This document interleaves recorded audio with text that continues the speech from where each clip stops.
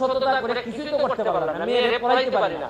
আর Benji সাহেবের শুনলাম যে মেয়ের অভিযোগ হচ্ছে যে মেয়ের একটু নর্থ সাউথ থেকে একটু রেস্ট নেওয়ার জন্য একটা ফ্ল্যাট আছে। আর আমি জীবনে এতদিন হাইকোর্টে থেকে একটা ফ্ল্যাট কিনা তো দূরের কথা, ভাড়া বাসায় থাকতে হয়। তবে একটু এখন আবার সংসদ সদস্য হওয়ার কারণে একটা ছোট ফ্ল্যাট আমার দিছে ওই নিয়মি খানের মধ্যে, তাও আবার 2টা রুম দেয়। ওই নতুন এমপি হইলে আবার রুমও কম দেয়, পুরাতন এমপিদেরকে বেশি দেয়।